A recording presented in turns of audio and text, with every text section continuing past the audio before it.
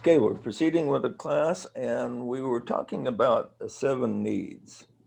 We'll just cover these needs really, review them really quickly here. The first need for fulfillment, and these basic needs, we're talking about the overall subject is the keys of happiness, and uh, it's difficult to be happy in life unless your basic needs are taken care of. And these aren't all the needs you can think of. Like I say, you could think of probably 100 different needs, but these are kind of like core things that need to be taken care of so the person can have peace and happiness in his life. Number one was the need for union. Number two, the need for love. Number three, the need for experience. Number four, the need for creative expression. And that's where we left off on our last lesson. And the three that we still need to cover is the need for knowledge, the need for emotional fulfillment, and the need for order. So we're going to go on to the need for knowledge. Uh, People often don't associate knowledge with a need. We think, well, I need food and shelter and like to have $1 million and like to have the love of my life enter in tomorrow. And we think of all kinds of things, but the need for knowledge is one of the core needs. And so, what do you think is the most important need? What would you think? You mean along the lines of knowledge or Yeah, over knowledge. What's the most important thing for us to know about? ourselves? Say, do we want to say mathematics or geography or memorizing Wikipedia? What kind of knowledge would be best for us to pursue if we had to just pick one course of knowledge? What's the most important? Study things that help create greater oneness. Yeah, you're on the right track there. Greater oneness. And that involves a knowledge of what? God, God. That's true. union of You're souls, certainly on the right track. In union of other words, souls. the knowledge of things that go beyond the physical, the soul and the spirit. When you think of it, the physical, even as far as science is concerned, when they figure the wavelengths of light, we just see a small part of the spectrum of light that's out there. And that small part of the spectrum, we look up in the skies at night and see all the stars and moon, planets, planet Earth, people around us. This is just a small part of the visual spectrum. We can't see the ultraviolet or the infrared and different things like that. And the many wavelengths we can't see. We can't see the vibrations that bring us the internet, for instance. Now it materializes, so it's because of technology, we're able to um, transfer those vibrations into something we can see on the screen right now. But these wavelengths are all around us, and we just can't even see them. So there's so much that we can't see that is accepted by science. Now, what's interesting is this is accepted. What is accepted by science is there is a lot that we can't see. Now, what is not accepted by science is there's a lot that we cannot see that even science does not accept. What science sees and tries to explain is just on the physical plane. But then we have other planes. There's 7 planes in what is called the cosmic physical. The 7 planes are the physical, and this includes the etheric. And science doesn't even recognize the etheric, the physical double yet, even though there's evidence that there is a lot of invisible energy out there affecting us. The next step up is, of course, the astral or emotional, then the mental, and then the 3 forms, the 3 worlds of formless worlds, beginning with Budaic and Atmic and Monadic and the divine space. And all of these form just one plane in a greater sphere, so this is the cosmic physical. And the cosmic physical is one plane, and then above that is the cosmic astral. And so you have higher planes still. So there's so much that we cannot see. But for the seeker here, where we're kind of in Spirit 101, what we want to find out is the next step up for us, the things that we can't see. And that involves the things of the spirit and the soul. And perhaps the most important knowledge that we can have that goes beyond regular things that people learn in school is it is possible to achieve a communion with intelligence higher than regular human. And we get this through in the scriptures, it's called the Holy Spirit. It's also called soul contact. And it has a number of names, but there is a spiritual contact that we can make with things higher. Now, above, in between us and the true spiritual contact is the subconscious. Now, the subconscious is like a great computer program. Okay, it has all kinds of stuff in, and it's linked to different portions of the mind.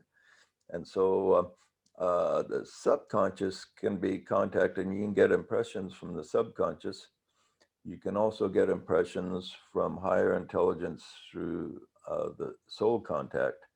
And people have a hard time figuring out what's what. Things from the subconscious are revealed to you without any spiritual impact. You know, you get things from your subconscious and it's just there. You get things from the higher spiritual sources that has more of an impact. You feel a spiritual energy connected with it. And when you feel that spiritual energy connected with the communication, then the true seeker will take it much more seriously, because it's much more likely to be credible and true and head you the right direction. Whereas communications from your subconscious or even your emotional self can be not entirely accurate, and especially from the emotional self. Proverbs says the heart is the most deceptive of all things.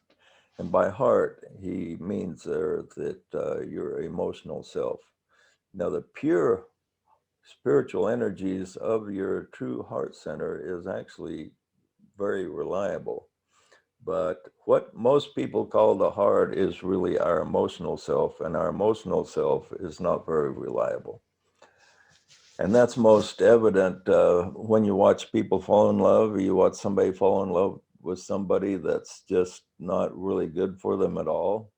Maybe will take them down a path of destruction, yet they think, well, I'm loving this person and I can change them and this. And so their emotional self will lead them to hook up with a person that will eventually make them miserable. Whereas when the person receives the higher spiritual energies, it will lead them correctly. And so discerning there is important. Now, the need for knowledge is even regular knowledge, like each person needs to figure out a way to survive in this world, to have a career or to have employment. And this takes a certain amount of knowledge. And so when a person is young, he needs to figure out how he's going to survive in this world and get a career staked out for himself. And this concerns physical, worldly knowledge. And so there's a certain amount of worldly knowledge that is important for us to have, because if a person is worried about how he's going to make a living and how he's going to survive, it's hard to be happy in this world. To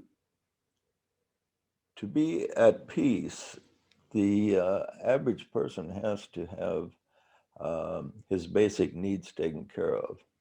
Now, basic needs is different for different people. It's funny, and you read in India, especially in the times of Buddha, there were people that were trying to be one with spirit, and they felt that they had to relinquish everything. And there was a group there that just ran around completely naked and lived in the wilderness because they thought that was the ultimate connection to spirit, was to not need anything. I don't know what they did for food, but they barely survived. Buddha himself was trying to find enlightenment through depriving himself just before he did achieve enlightenment. And the legend says he was down to eating like 2-3 grains of rice a day, and he was so thin you could see his backbone in his stomach area almost, and he would just skin and bones. And then it dawned on him that he was on the wrong path, that neither extreme was the way to go, but it was somewhere in the middle. So there's knowledge in all kinds of areas. We're limited in where we can obtain knowledge. We need to look at where we are and the highest knowledge that we have, and then think, well, what's the next step in knowledge that I can take?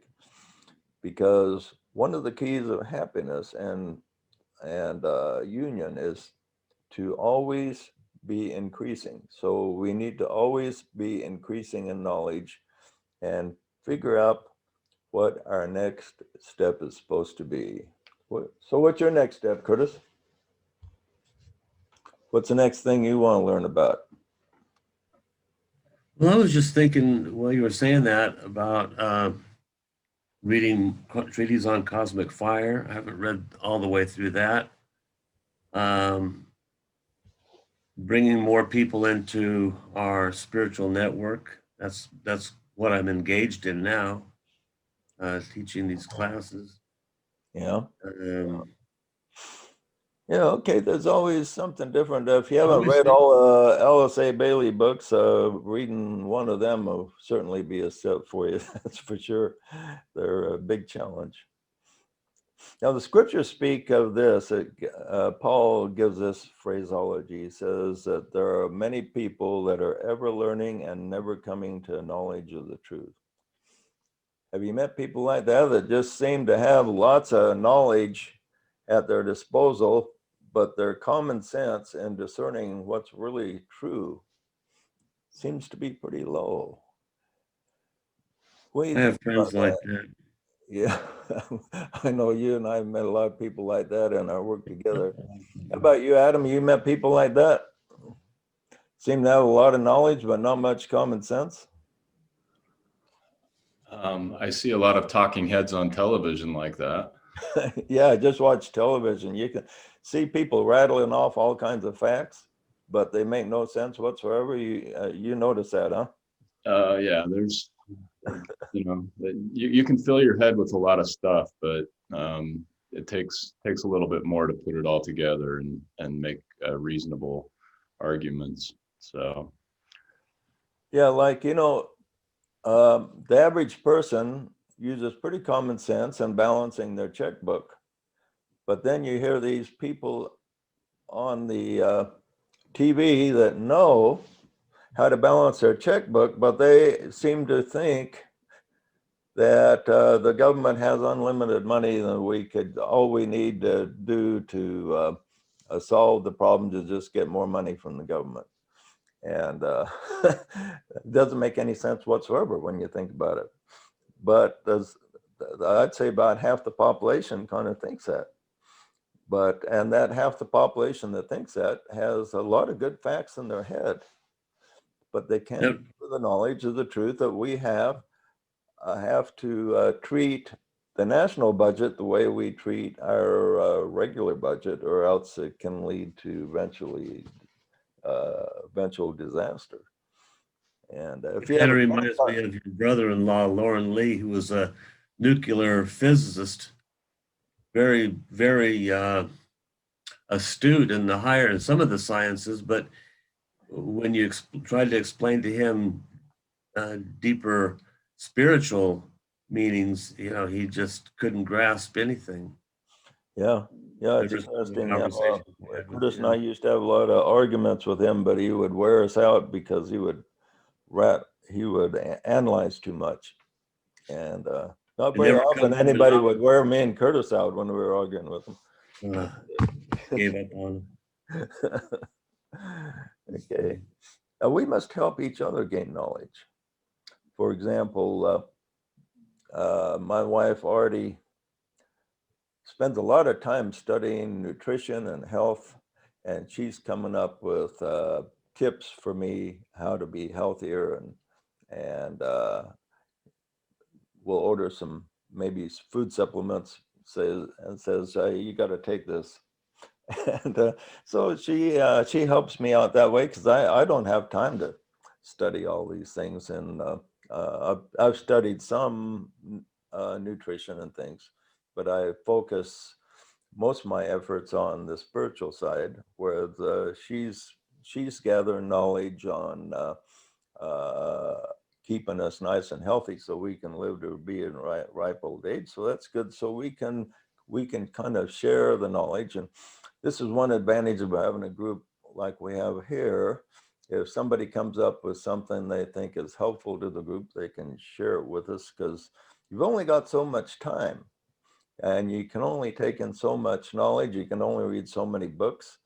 You can only absorb so much in your consciousness. All of us have what DK calls the ring pass knot. In other words, the ring pass knot, where our knowledge and understanding take us so far, and we can't go any farther until we expand the ring. And so within this ring, we have many associates with knowledge that we don't have, and we can share and help each other. Okay. Isn't that why Christians can't accept reincarnation? Yeah, it's beyond their ring pass knot, you mean? Yeah. Yeah. Because they'd have to reinterpret so much if you accept reincarnation. I know when me and Curtis accepted it, it just changed our outlook completely. We had to reinterpret everything that we knew. And so it's Yeah. interesting. Wouldn't another desire in life to be a useful member of your community? Don't we all desire to have that too? Yeah, that's part of the kind of the need for union, probably, is to be united with other people. And we're kind of like a little bit like dogs. You ever notice you take a dog for a walk and another dog comes by, they have a kind of understanding of each other, and sometimes they hate each other and sometimes they seem to like each other. And so they have an instant feeling about a connection they have. And us humans are a little like that in community, but kind of on a different level. Yeah, we don't go around sniffing each other.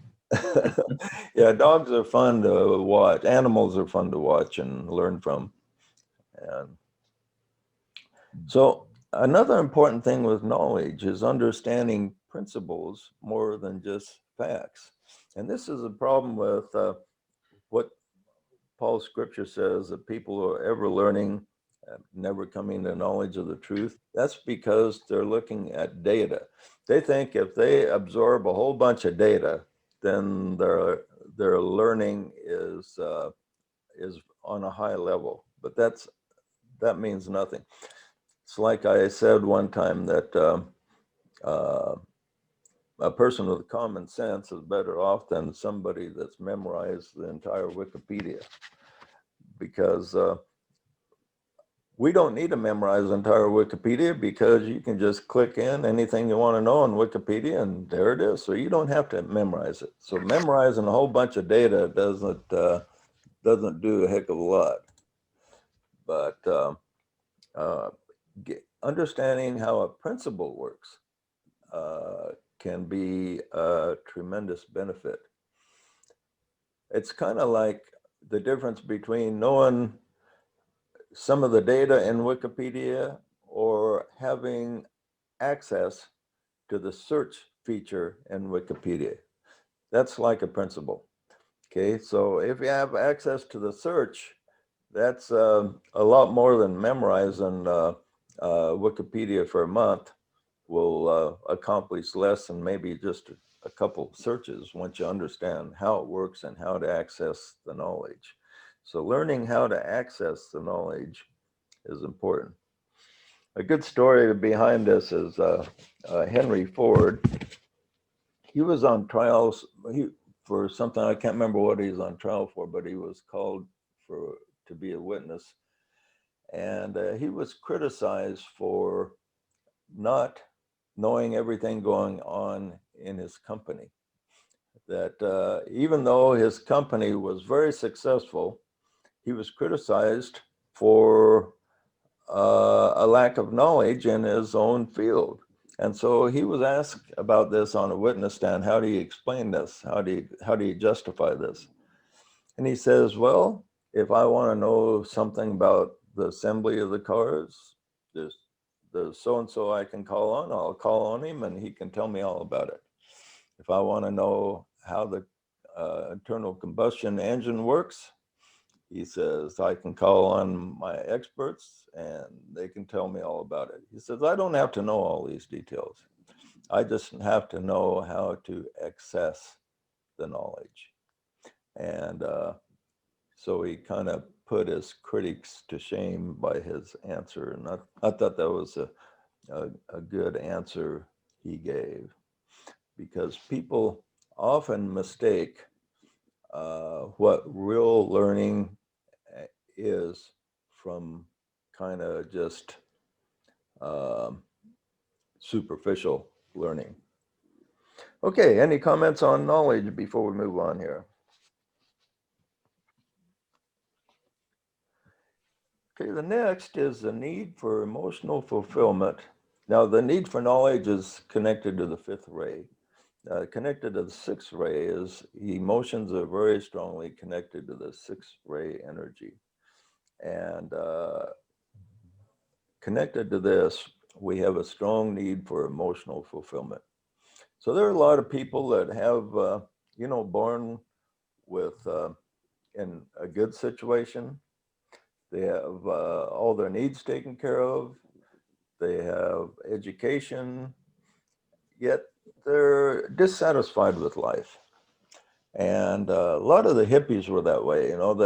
The fathers and mothers of the hippies, they went through the Great Depression. So after going through the Great Depression, they all thought, well, we're going to make sure our kids didn't go through what we went through. We're going to supply them with everything they need. So the people who went through the Great Depression, many of them worked really hard. And then they give their kids everything they needed. They took care of their basic needs. They sent them to the best colleges. And then during the 60s, were they happy? Were they satisfied? No, they started protesting everything. And they even protested their abundance. They thought that materialism was just not what it was cut out to be. So they did not have emotional fulfillment. Their parents did everything they could to give them everything that they thought they needed when they were young, and they give it to their kids, and their kids were actually less fulfilled than they were. You talk to people, if you're old enough, that went through the Great Depression, and most of them are really thankful for what they now had in their more abundant years. They're very grateful because they went through a period of tremendous lack and tremendous hardship. That Great Depression was a heck of a thing to handle. And so I know my mom went through it, and she was always really appreciative of everything that she had. But then you take the next generation, these parents give everything they could to them, Yeah. and they were not happy. Why were they not happy? Come in. Yeah.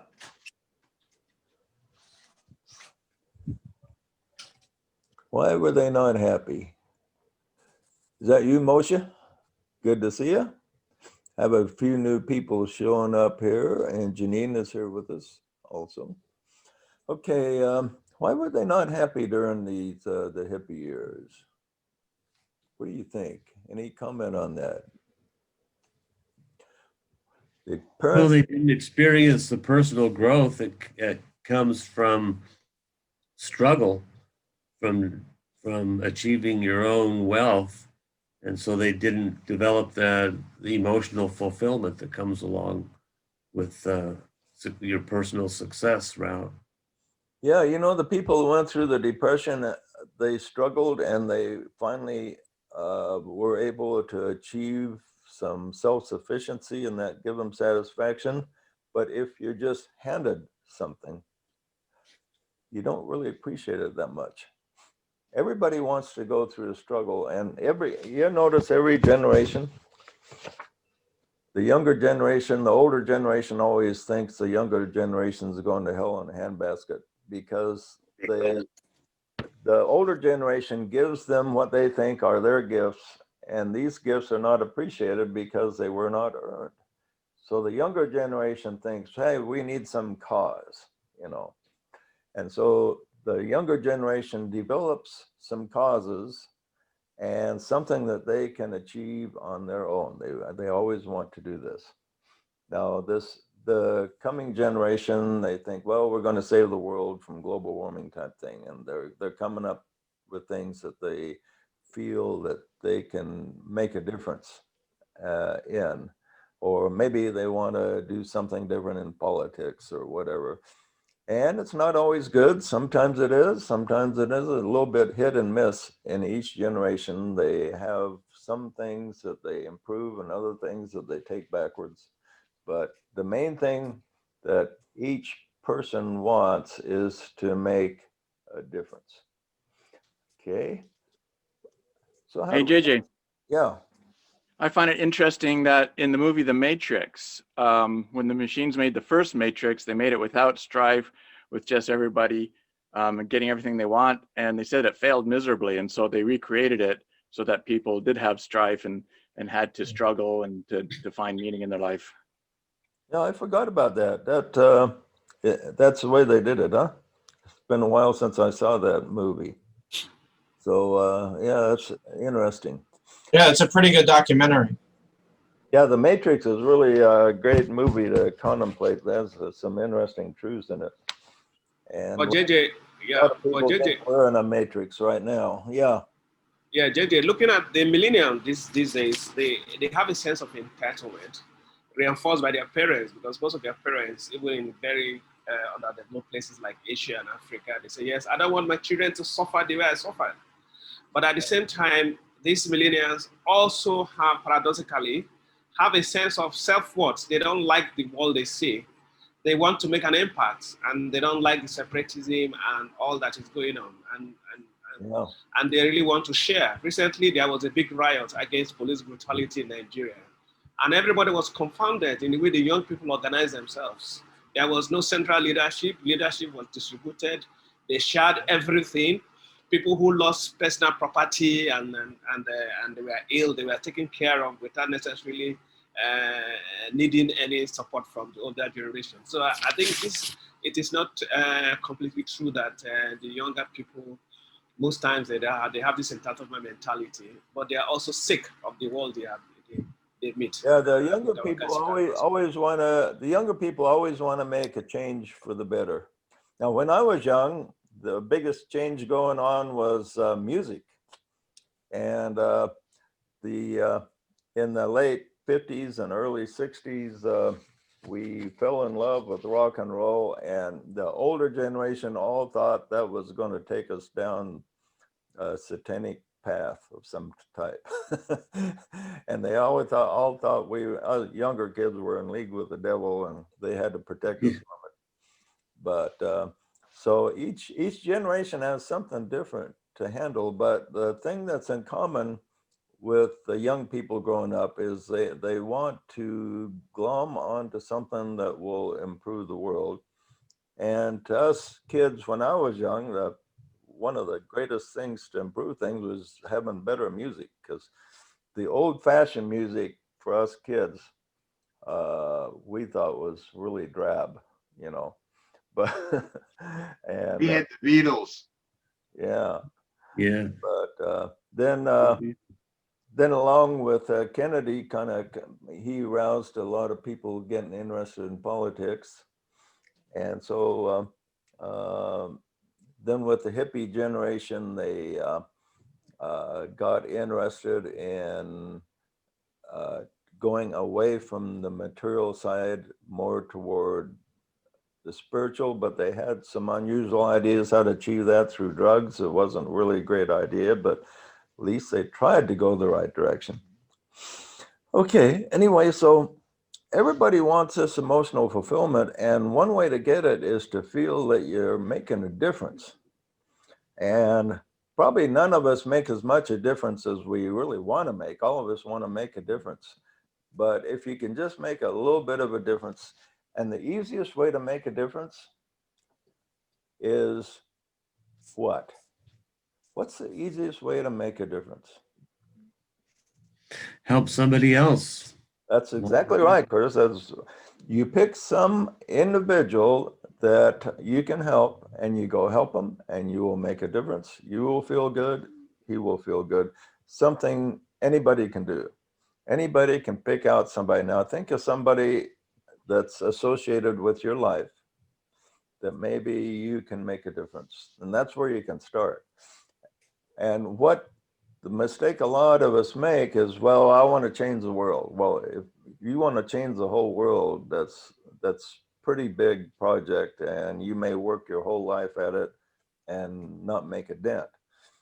But you can change the world of an individual. If you're married, you can make your spouse's life a little bit better.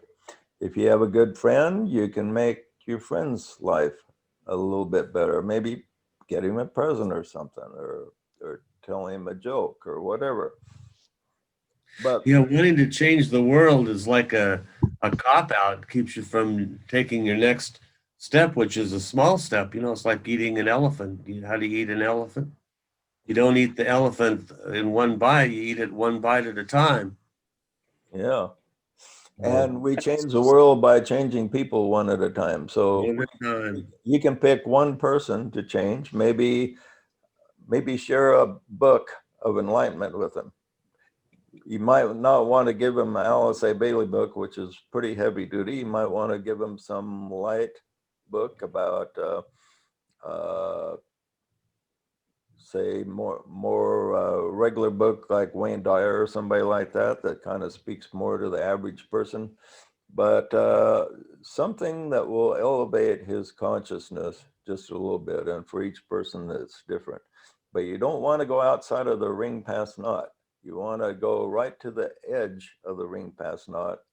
And if you can expand another person's ring past knot, you've really accomplished something, even if it's just one person. There's a Mormon scripture that I like. It says, if you shall spend your whole days preaching the gospel of salvation and only bring one person unto me, how great shall be your reward with him in the kingdom of heaven. Now, whether or not you accept Mormon scriptures or not, that's a really important principle, is that if you spend your whole days trying to help people and only help one person, then how great shall be your reward that you even helped just one person. And how many people in the world haven't really helped anybody but themselves? There's quite a large number in that category. So if you are able to help just one person with their life, make their life easier or help with their progression, you've accomplished more than a lot of people have right there.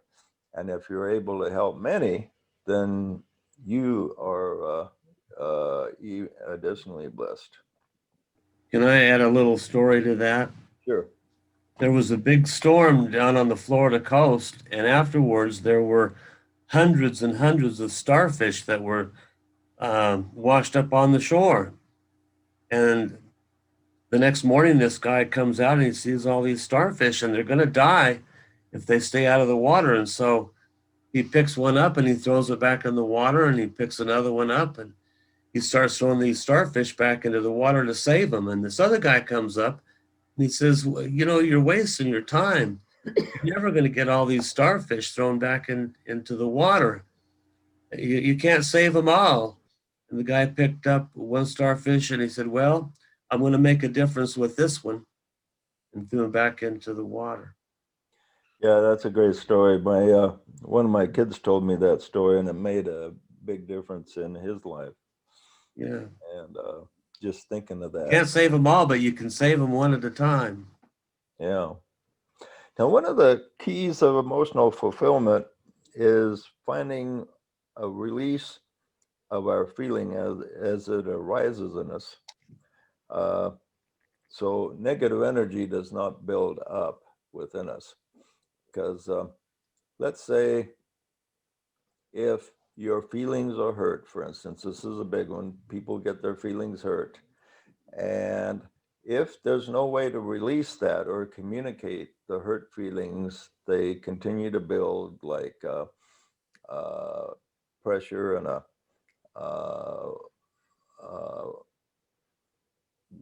coffee pot or something like that. And so it needs to be released.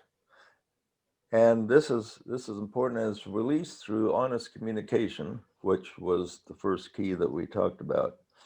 So this feeling needs to be looked at, and oftentimes there's two approaches people take to these negative feelings that begin to generate.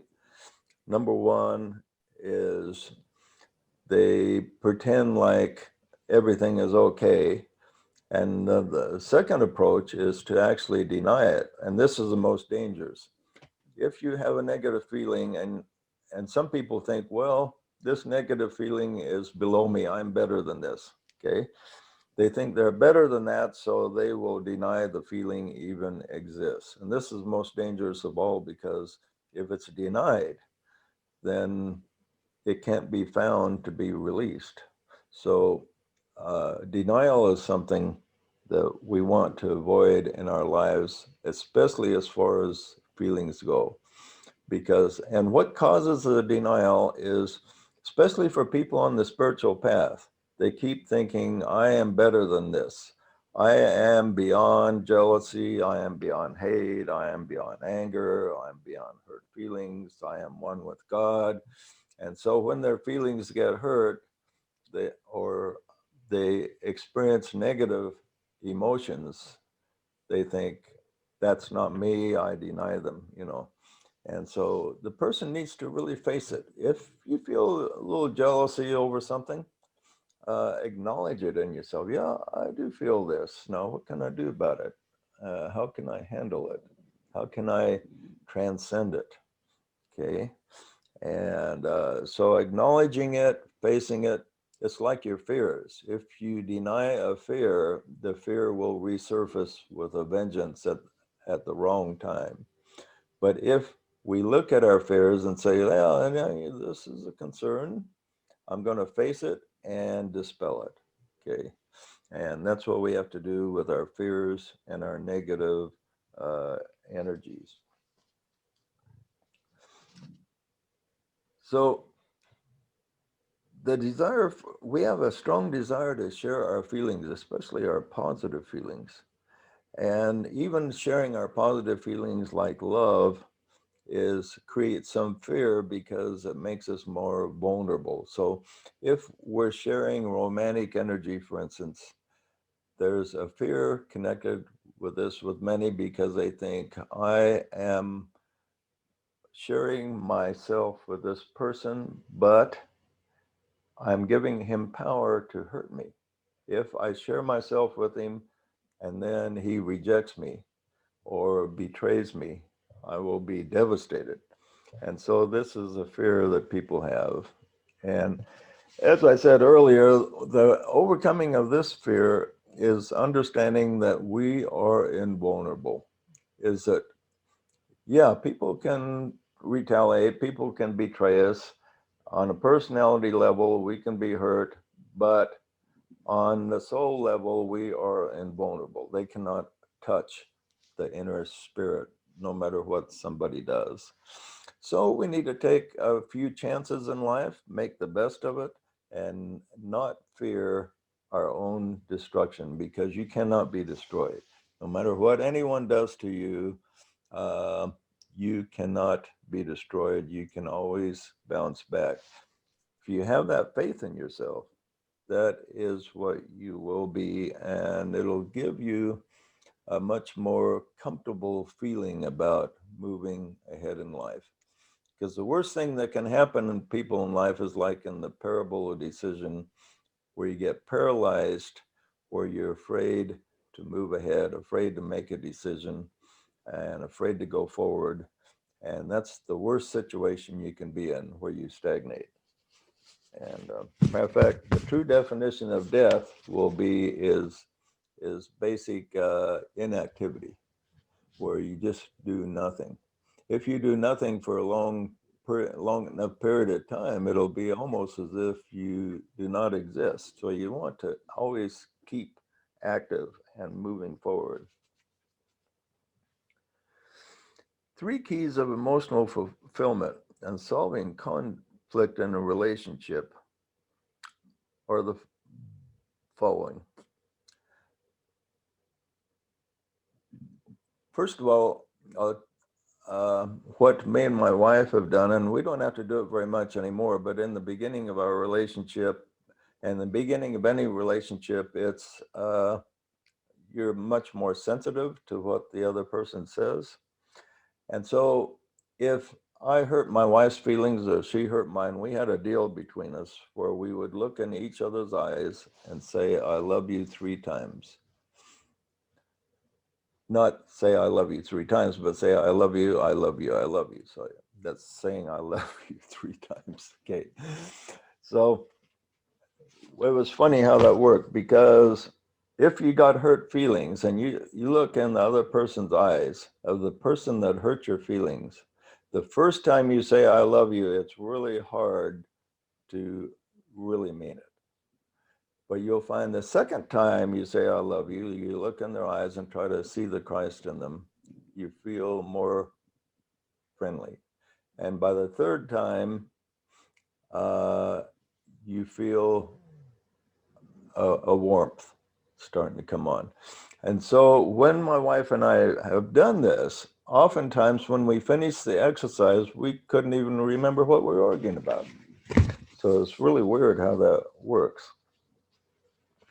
The second thing you can do to solving conflict is give something to the other person. And that's hard to do. If you feel, if you have a problem with somebody and they've created emotional hurt, the last thing that you feel like doing is giving them some. Okay. So, but that's the first thing, one of the first things you should do. Give the person who hurt you something that makes them feel like you're saying, I value you. Okay. And it could just turn everything completely around.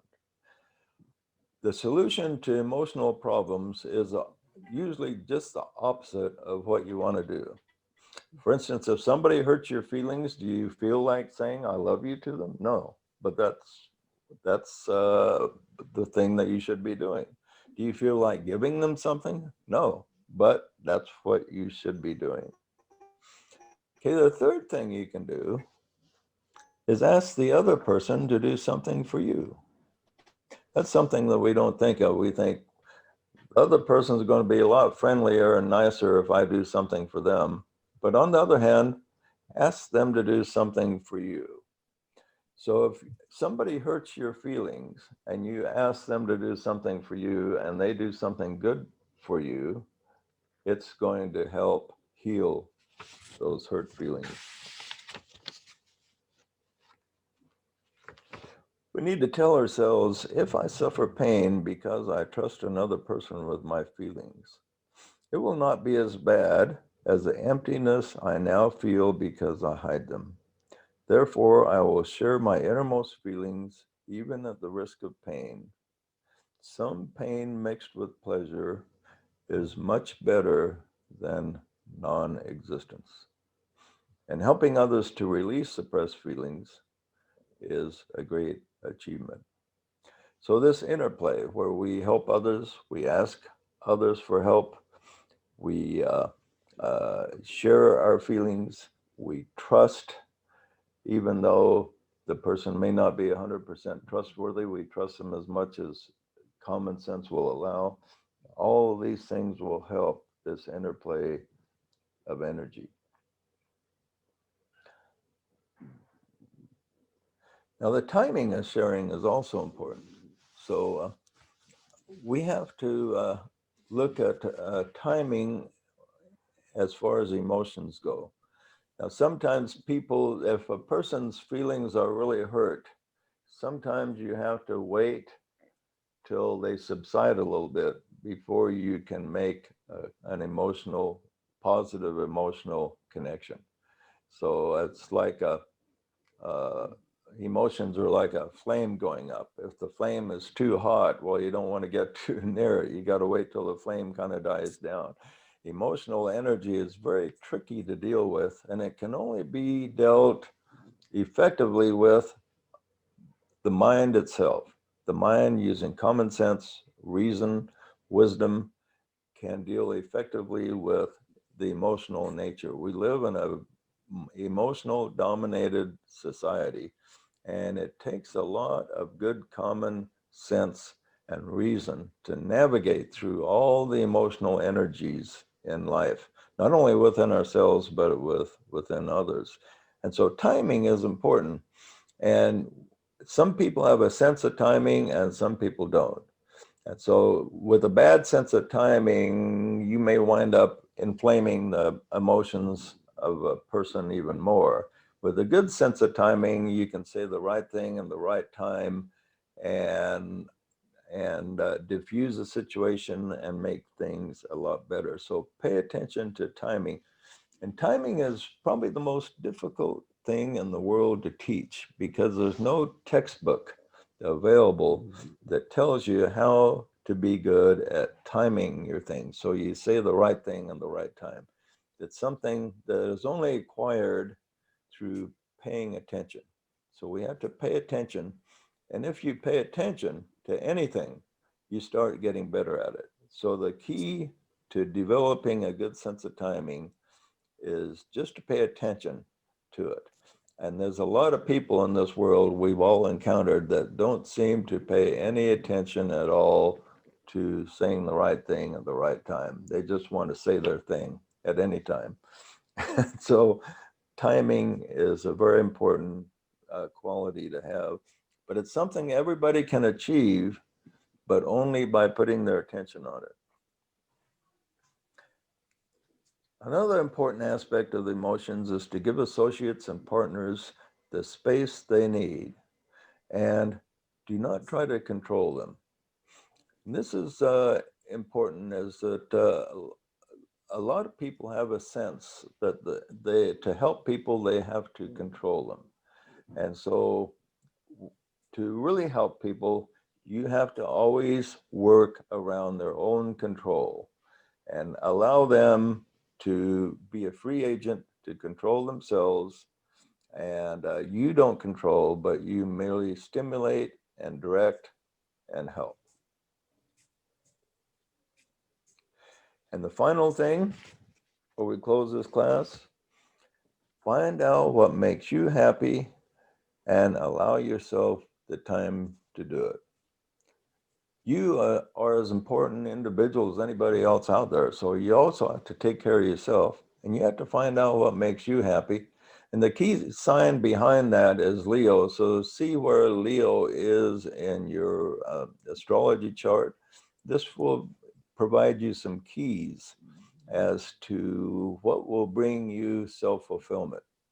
Now, the strongest Leo I know is Curtis. He's a Leo sun with Leo rising and planets in Leo and all kinds of stuff. But have you, so Curtis's destiny is to find out what makes him happy. That's one of his main soul lessons in life. Have you discovered that, Curtis? Yeah, what makes you happy? A lot of things make me happy, and I do them all. Yeah. Yeah, living in the moment makes me happy. Doing the thing that I want to do next makes me happy. People make me happy. Reading good books makes me happy. Music, you all make me happy. I'm just a happy kind of a guy. Yeah, each of us in life have different things to learn. That was one of the important things that Curtis has to learn, since Leo's so strong in his chart.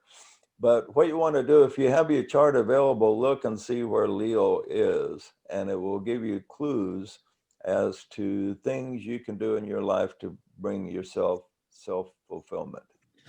And each of us needs to be able to do that.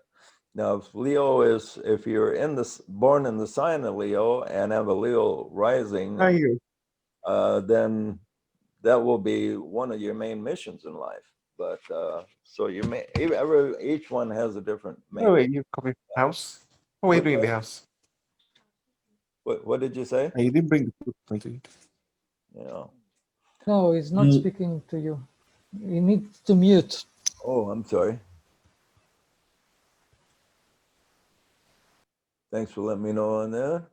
Well, one of my challenges or life's mission is to help other people be happy. I'm happy. If you're not, what can I do to help you be a little more happy? Yeah. You know, giving is a trait that Leo learns how to give happiness. Well, let's pick on somebody else. I see Tyler showed up here. What brings you happiness in life, Tyler? What have you discovered about yourself? I really like taking things that are not working very well and making them work better. Oh, that's an Gives interesting me a lot of joy. observation. Yeah. Can you give us an example? Things that I do at work, I notice systems or processes that don't work. I just like part of what I enjoy, part of what gives me fulfillment is making other people's lives easier. Yeah. So when I'm able to do that, that gives me a lot of joy. I like tinkering also, taking things that are broken, fixing them. Yeah, interesting. Okay. And anybody else discovered what makes them happy?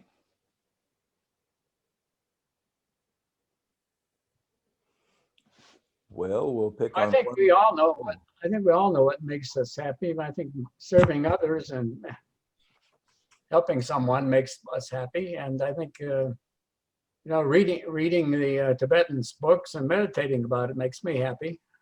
Yeah. So one thing I notice about Ed, he really likes to gain knowledge. So gaining more knowledge and understanding, that probably is a big thing in your life, isn't it?